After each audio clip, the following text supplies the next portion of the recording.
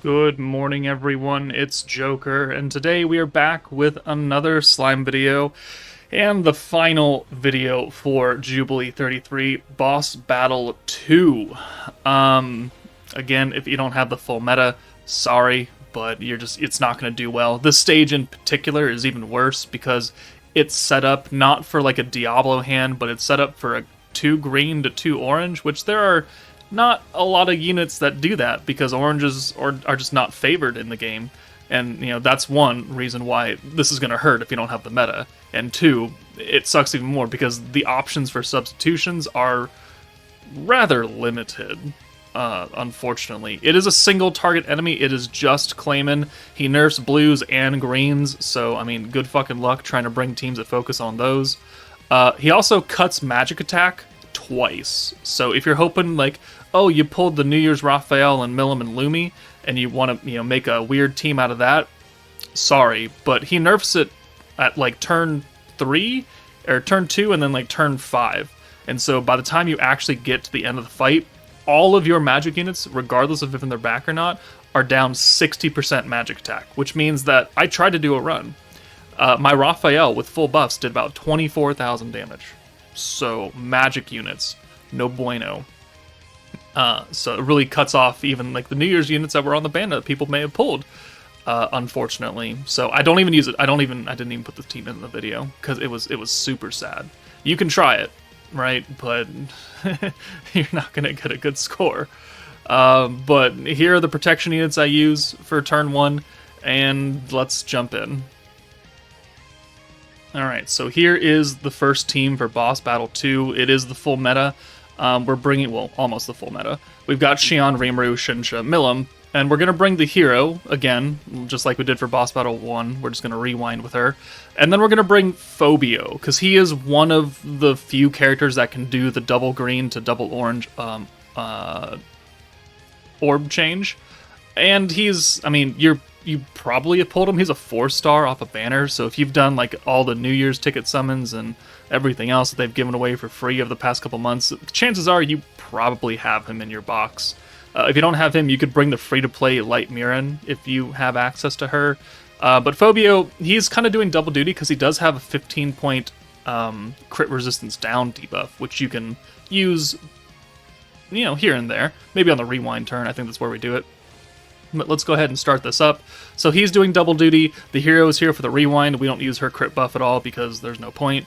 And then, obviously, we're trying to get EX alts with Rimuru and Shinsha, not Milim. Milim is good for, like, an alt because she's got that physical buff that she gives to the allies. But being AoE versus, EX single target, it is better to try and prioritize Shinsha and Rimuru over that. So turn 1, we've got this orb change right here. It's a 2-2-2 spread.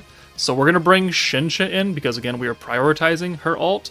And we're going to leave the hero in because I want to rewind next turn, and I don't want to have to swap somebody out who I'm trying to get an ult for to get the rewind. So, 32k, cool. I would really very much like an even spread of orbs here. Like a 3 and 3 for Shinsha Rimuru would be fine. I've seen to get a lot of Rimuru orbs over all of these boss battle runs, regardless of, what stage it is. But there's the rewind. We're going to apply the crit debuff here, because we're going to be critting with Xion once we use her. And we're going to use the future hand, and we're also going to use the alt swap, because it does give oranges extra gauge increase. And I don't really alt swap anywhere else in here, because it's not like I'm starting turn 1 with 6 Rimuru orbs, right? We have the EX alt now for him. We're going to be close for Milim, and we're close for Shinsha. Now, it all banks on this next turn. I don't need any Rimuru orbs. I want Milim and Shinsha orbs right here. So that's some RNG factoring in. I get 2. It's a 2-2-2. I would have rather it been a 3 and 3 for Shinsha and Milim so we can get 3 EX alts, but you gotta take what you get. So we end up with an EX alt and then 2 normal alts. Definitely not the greatest thing in the world, but what can you do about it? At least we have 3 alts. That's, I guess, more important. So, here, we also used Rimuru's attack buff on the rewind, so it's active for the rewind, and it's active now. And then we're going to use the buffs from Shinsha and Milim. We're going to full nuke here, And we're going to send Milim first to get that extra physical damage buff. We're going to use Shion to give ourselves a crit synergy. I really wish she lasted for 2 turns, like Wielder of Magic Milim did, but I understand why they don't. 214, it's not bad. 345 from Shinsha, and then Rimuru does 1.4. And then we have 3 Rimuru orbs. They're doing 115k a hit, so that's really good. That's a lot of good damage right there. And now we got a lot of Milims. And like I said, it's like I really would like to see that being Shinsha orbs right here, but we can at least alt swap away and then Rainbow, and that will allow us to send a full 6, because we don't have enough for a Shion Protector, because oranges don't give you jack crap for gauge. But that gets us very, very close to an EX alt, and all like kind of close for the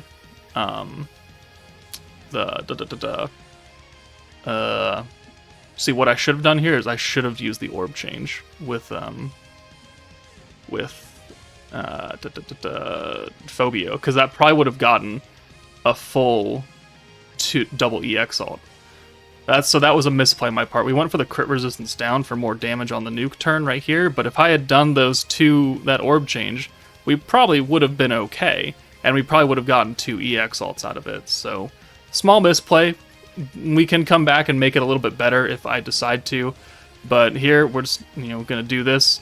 I also should bring in Shinsha for the hero right now, and then use Shion, because then Shinsha would at least have, the synergy crit.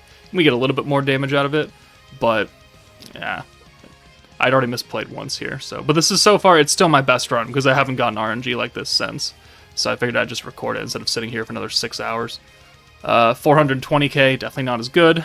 But we almost get to 4 million. So I think there is a scenario where you can get to like 4.2 if everything really, really works out for you. If you got like the 3 EX alts on the turn 2, and you've got 2 EX alts here on turn 5, things can go your way, but maybe play a little bit smarter than what I do. So we did 3.9 million for 193.5. That is my highest score, and that is the full meta team. Again, most of those units are pretty hard to replace, but at least Phobio is replaceable, right? But let's move on to the half meta team now. Alright, so now we're going to run with the half meta, Shion and Rimuru. We're again bringing Phobio and the hero, Phobio for his orb change, the hero for her rewind, and then we're also going to bring now Warrior's Mind Violet and Light Leon. If you don't have Violet, you could bring maybe Light Raphael for the Pierce and alt resistance down, because at this point with this team, you're only looking to buff up Rimuru. You're not nuking with anybody else. And then Light Leon can be replaced with, you could bring Light Lumi. She's just very expensive. If you have the 2nd anniversary Hinata with her future Hand of Oranges and the very much cheaper element buff, that would be much better, even though she's not light. But Leon, being magic here, is going to get incredibly nerfed by the end of the fight, as we discussed in the earlier part of the video. But, this team can function. It's just that you're only having one main nuker, so your damage is significantly cut down, because you're only focusing on one. But while focusing on one, it means that you're not going for like a double alt on turn 3 and turn 5. That kind of RNG is maybe not necessary anymore, so you can have a few turns that really don't go your way but still kind of end up working out. If you can manage it and you get very lucky with Rimuru orbs, you could certainly try and like do a double nuke. I just don't know how feasible it is based on my own RNG from doing this stage over and over and over again. But here we got a lot of Leon orbs. Cool. He is gonna have type advantage technically. So here we're going to rewind, and then we're going to bring Phobio in and use his debuff, because we're going to get the crit from Shion again. So we're just kind of trying to maximize our damage here. We're also going to use the attack buff for Rimuru now. Do I not bring Phobio? I feel like I should. No, I'm leaving Phobio out because I want the hero's turn 3 protection gauge. That's what I want, because oranges don't get a lot of protection gauge. Alright, so 81,000, pretty good damage right there. The rewind kicks in, but since we don't have the feature Hand of Oranges, this hand is a total crapshoot. And, we get lucky, because we can rainbow these, and then we can still send a full hand So there is some significant RNG that happens on the rewind turn because we don't have guaranteed oranges coming in. So now we're just going to send it. So yeah, 4,000 versus 44,000. That should tell you a nice little story right there on who is important and who is not. We have 3 alts here, like Leon and Rimuru have an quote-unquote EX ult, right? Rimuru needs to go away though, so we're going to use the light buff with Leon and send him to the back, and he will stay there until we are ready to nuke on turn 5. So now Phobio can come in, and then we're free to send these other alts, because also we got pretty lucky with oranges. So we had future orange coming in that was swapped out for Rimuru, so we can send this full hand, get a little bit of damage here. We just need to make sure that we have enough points to use the 2 buffs, because here I am going to use the hero crit buff just for the crit resistance down, and I'm also going to use the violet buff, which is 80. So I mean, that's pretty hefty cost right there, so we need to make sure that we can send that, and we need to have 160 points stocked up. So for this turn, we're going to use the crit resistance down, maybe I'm just checking which effect is lower, but we at least have enough gauge to be able to send this Shion as well, and then we'll send the hero last because she'll have the guaranteed crit and synergy. And now we're going to get another 30 points next turn, which gives us 160, which gives us enough to use both of those buffs on Rimuru, and then we will nuke. So it's not a pretty team by any means, but it is at least capable of doing some sort of damage, which is more than I can say for the next team that we're going to showcase. We had to swap Leon out, though. We don't have a Phobia Orb, which is unfortunate, because, we could have nuked with Leon, technically, I guess. He wouldn't have gained really any of the other buffs, and his damage was significantly cut down now. But, it is what it is. We at least have 2 physical, and we have 3 Rimuru Orbs, so there's a big time buff, and then the crit buff, only for the crit resistance down, because Shion's obviously giving us crit already. But the resistance down is nice. So 1, 2, 3, 4, 5, and 6. And the hero does 57. Cool. Rimuru does almost 1 million, which is pretty respectable for this weird kind of broken team. And then his 200% orb does 178. So we're going to end our damage at just shy of 2 million, which again is okay.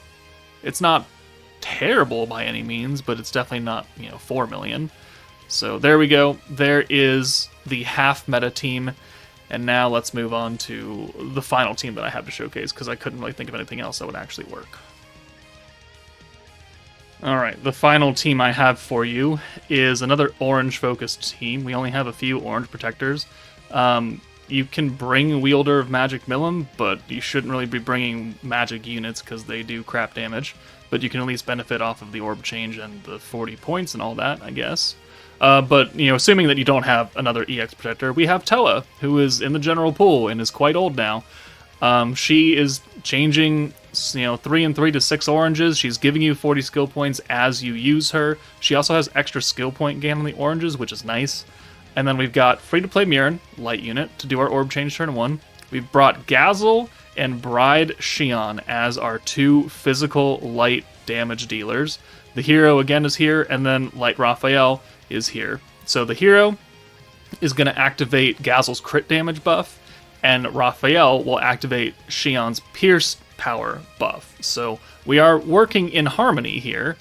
You just need things to go your way, because we have to have a certain amount of points to do this, and we have to have a certain amount of alt gauge, and a certain amount of protection gauge by the nuke turn, and we have to leave Shion up front, because we need to make sure we have 140 points to use both the Raphael and hero buff and Shion's personal buff on turn 5. We can use Gazel's buffs and send them away and hold them, but Shion has to be up front on turn 5 going into it. So we're going to send all these light orbs. We've got a whole bunch of protection gauge on turn 2 units underneath everybody. Since Gazel is one of the big 3, we put Blanc underneath him for turn 2. Shion and Raphael have Lumi and Groom Rimuru, so we got a decent amount of protection gauge right there. And we got a okay hand. But here, we're going to swap Raphael out for the hero, use the rewind, and because we get 40 points when we use Towa, we are going to be able to use both of Gazel's skills, And every single time you use a skill, it's giving Shion extra pierce power. One thing to note is that my Shion is skill fused, so her starting pierce power is higher than other people's like level 84 Shions or 80 Shions, so there is a little bit of discrepancy in between what your damage and my damage is going to be towards a nuke turn, especially since my Shion is, 120 and skill fused. So, I mean, she looks really nice. So, and she does okay damage here. Not great. She actually out damages Gazel, I believe, by the end. But here, the rewind, again, we don't have, guaranteed hands here, so it's kind of just up in the air. We have 3 greens, 2 oranges. I might send this, but I also have Shion's orb change, which will give us 4 greens, which, we can definitely make those points back. I also look at sending Gazel, but meh. I just want as many orbs as possible, as many points, and as much gauge, right? So I also want to use a skill to make sure that Shion can get buffed up a little bit more. So we're going to go ahead and use her orb change eventually. No, we don't. Okay, we do it next turn then. Okay, we just don't use it. So there we go. We set the Gazel orbs. It's fine. We have 3 alts now. We have 100 points. We'll use Gazel's attack buff because it's only for 1 turn. And then we'll send him away. And we'll hold that buff in the back. His crit damage buff is active for 3 turns, so we don't have to worry about that at all. So Gazel will go away. We'll bring Mirren in. We'll pull in that orange, and then we can use Mirren's orb change again alongside these 2 alts and send a full hand of 6. And because we have a few more turns left, and we're so close to having another Shion alt that there's no harm in it. So we're going to use the orb change and the crit damage debuff from Mirren, because he raises his own crit damage, I think, by the end of it. And I think this debuff is for 3 turns. It might be 2, I can't remember. But it is, again, another skill, which is giving Shion more power. That guard was unfortunate, though. So there's that. His attack buff goes up, so he gives himself his crit stuff on the last turn, but this debuff is only for 2 turns, unfortunately. But we had to use that skill now, or last turn, because she only stacks until turn 3. So here, another full hand of Towa. We're going to get another one off of this, and we're going to get another ult from Shion, so we're going to send it. And she's remaining up front to ensure that we can get, both buffs on her. More importantly, we have enough points now, because we have 100 plus another Towa. And that is really what you're looking for on the final turn. If anything, you're looking for 2 alts and 100 points and another Towa on turn 5. So here, and also a Mirren orb. Thankfully, we have 2. So Gazel will come in for Mirren.